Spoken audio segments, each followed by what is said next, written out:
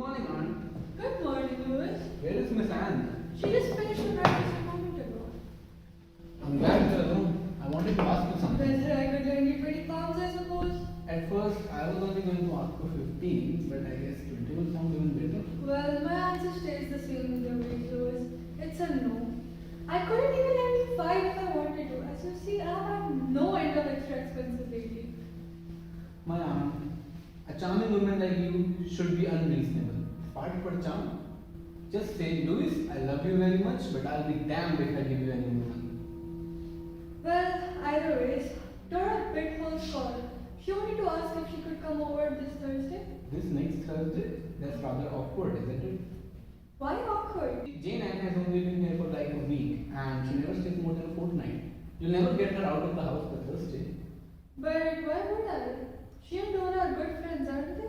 They used to be good friends, but they aren't anymore. Like, something happened between them. They both feel that one has betrayed the other. Well, I understand. Nothing claims the human resentment more than knowing that their bosom has been turned into a snake sanatorium. What has come between them? What have they fought about? This is where it gets interesting. An assignment? What assignment? It was a DSA assignment, and they both studied at Triple IT Daily, you know. Jane sold her code to Dora at such a rather exotic price. But if Jane accepted it, then what's the issue? Well, you see, the code turned out to be the exact same from weeks for weeks. And I'm told there's a confession which were posted about it too on a single screenshot of feed. Shows how much hatred had got into them. Couldn't some of their friends compose them for her? Jane was willing to take back most of her libelous remarks if Dora admitted to that it was her fault. And wouldn't she? Not her. You see, Dora would never admit her mistake. She would rather be owning a slum property at Dharavi than to admit that she was wrong. It would be an awkward situation then, wouldn't it? Having both of them under the roof. How would they even talk to each other? On the contrary, the difficulty will be to get them to leave each other. Well, what do we do now? I can't ask Dora to postpone her visit again, and Jane will never leave before her self-proclaimed fortnight. It's none of my concern. I shall not be clever. I shall be rich. Just say, Louis, I'm very charmed from you, and here's your 20 pounds. Good morning, Louis. Good morning, Jane. Have a seat. Go on with your breakfast. I've had mine, but just to keep you company, I have a cup of coffee. Is there any toast left? Aunt, can you please fetch us some?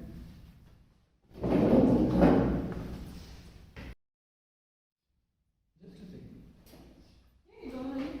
Oh, thank you so much. It's alright. Is there any butter? Your sleeves in the button, honey? Oh, I'm so sorry. Silly me. It's alright. Anyways, I'm sure you've heard about the Mackenzie Hubbard wedding this Thursday. And it's at the St. Peter's Chapel. That's a great church for weddings. I'm sure you're going to leave us and join them. As much as I like Louisa, I am not going to bother to go all the way for just some silly wedding. I will just stay with her for several weeks when she comes back from her honeymoon. Is there any coffee? Honey, it's right in front of you. Oh, I'm so sorry. Silly me. It's alright. Anyways, I sure don't know. I have some gardening work to do. I'm sure Louis will join in a while. Okay, fine.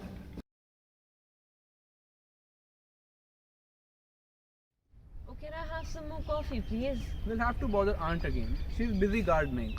You see, servants are a bit of nuisance. Servants are a nuisance. I should think they are. You won't believe the kind of trouble I have in getting suited. But I don't see what you have to complain about. Your aunt has been so wonderfully lucky with her servants. Sturridge, for instance. He's been with her for years. And I'm sure he's a jewel as butlers go. That's just the trouble. It's when the servants have been with you for years, that's when the trouble begins. The other sort, the here today and the gone tomorrow lot, they don't cause much trouble. But it's the stairs and the jewels that are the real worry. But if they give satisfaction, that won't stop them from giving problems. You see, Sturridge has an effect on my aunt. the excellent Sturridge? A nuisance? I can't believe it. His very excellence has caused an effect on my aunt. What effect? Have you ever considered what it must be like to go on unceasingly wanting the correct thing in the correct manner in the same surroundings for the greater part of their lifetime?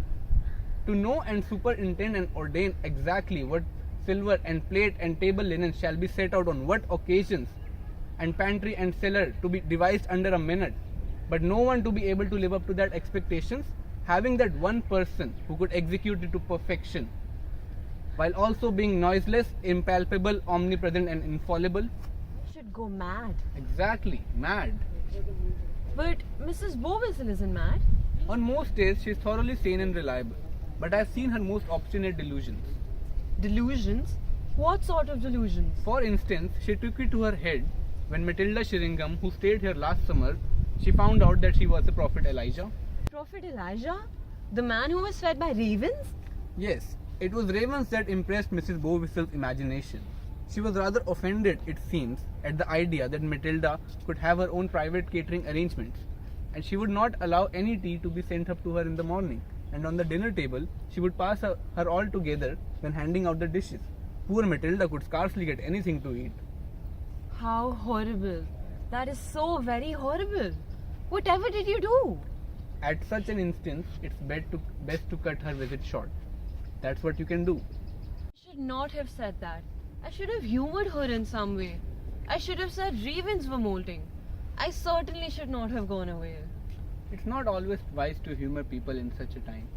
You never know what lengths they might go. You don't mean to say Mrs. Bovissel is dangerous? One can never be certain. Every now and then, she gets an idea about a guest which might take an unfortunate turn. That is what is bothering me at the moment. Why, has she taken some fancy about me? She has. What? Who on earth does she think I am? Queen Anne. Queen Anne? What are you talking about? But anyhow, there's nothing dangerous about Queen Anne. She's such a colorless personality. No one should feel strongly about her. What do magazines say about her anyways? The only thing I can remember about her is saying Queen Anne's dead. Exactly. Dead. Do you mean she takes me for the ghost of Queen Anne? Ghost? Dear no. Since when have you seen a ghost come down for breakfast to have kidneys, toast and honey? No. It's the fact that you are so much flourishing and alive that perplexes and irritates her. Irritates her? Exactly. All her life she has been accustomed to Queen Anne as the personification of dead and done. As the saying goes, as dead as Queen Anne.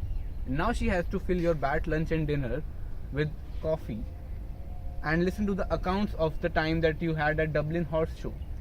She somewhere feels that there is something going scandalously wrong. But she wouldn't be downright hostile to me, would she? Not violent.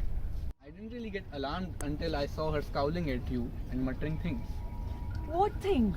That you ought to be dead a long time ago and someone should look to it, otherwise she will. That is awful. The rest of the family members must be told about it at once. No one must know one thing about this. That would upset my aunt dreadfully. But she might kill me at any moment. Not any moment. She's busy with gardening all afternoon. What a frightful situation to be in, with a mad hostess dangling over one's head. Perhaps if you were to cut your visit short and visit us sometime later in the year, she might have forgotten all about Queen Anne. Nothing would induce me to cut short my visit. Probably we are both exaggerating things a little, but you must be ready to intervene if Mrs. Bovissel gets violent. Well, I shall go now and write some letters in the morning room. Mind keep an eye on the lady. I'll see you later. Sure. Can't find my gardening gloves anywhere. I suppose they are where I left them.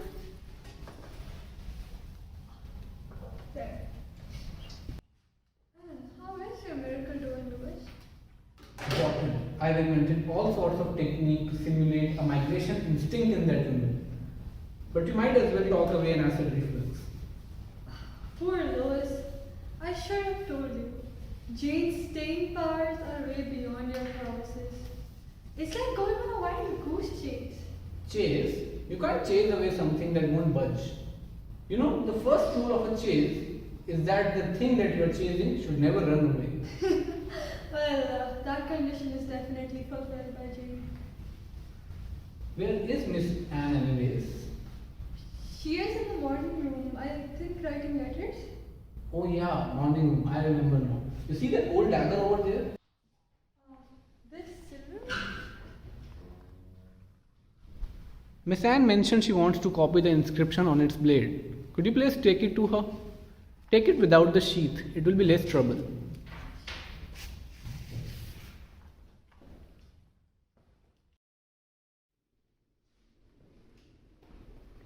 Jane!